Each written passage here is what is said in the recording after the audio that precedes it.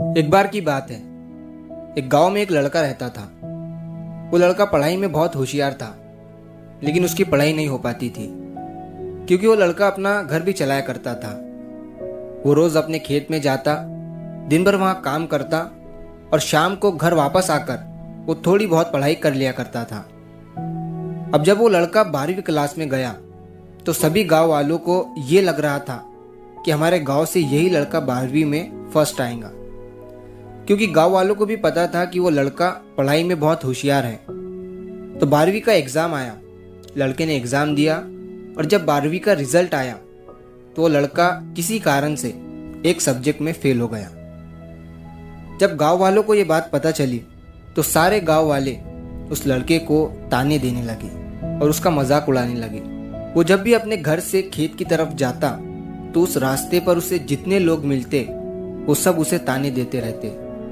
अब वो लड़का लोगों के ताने सुनकर बहुत परेशान हो जाता है और ये बात वो अपने उस्ताद को बताता है कि उस्ताद जी, मैं जब भी अपने घर से खेत की तरफ जाता हूँ तो उस रास्ते पर जितने लोग मुझे मिलते हैं सब मेरा मजाक उड़ाते हैं। तो उसके उस्ताद ने उसे कहा कि तू ना एक काम कर, एक बड़ा सा लोटा ले और उस लोटे को पूरा ऊपर तक दूध से भर दे और जब तू उस रास्ते से गुजरे तो तू उस लोटे से दूध का एक बूंद भी नीचे गिरने मत देना।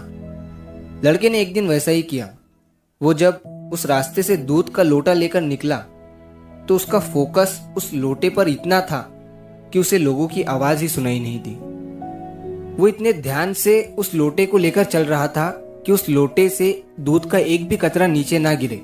इसकी वजह से उसे लोगों के तानों की आवाज सुनाई ही नहीं दी। तो इस कहानी से हमें ये सीख मिलती है कि अपने काम में इतना ढल जाओ, इतना फोकस अपने काम पर लगा दो कि बाकी की चीज़ों का आप पर कोई असर ही ना हो। लोगों की आवाज़ें, लोगों के ताने आपको सुनाई ही ना दे। जैसे एक कैमरा होता है जो सिर्फ अपने सब्जेक्ट पर फोकस करता है, बाकी सारी चीज़ों को वो ब्लर कर देता है। तो बस आपको भी उसी तरह अपने काम पर, अपने टारगेट पर फोकस करना है, बाकी चीज़ें तो अपने आप ही ब्लर हो जाएंगी। तो अगर आप इस कहानी को और भी लोगों तक पहुंचाना चाहते हो तो इस वीडियो को लाइक करिए ताकि YouTube इस वीडियो को और भी लोगों तक पहुंचाए। और अगर कहानी अच्छी लगी हो तो हमारे चैनल को सब्सक्राइब ज़रूर करिए। मिलता हूँ मैं अगली बार इसी तरह की कहानी के साथ। तो सब्र करो, शुक्र करो और ज़िंदगी में आगे बढ़ो।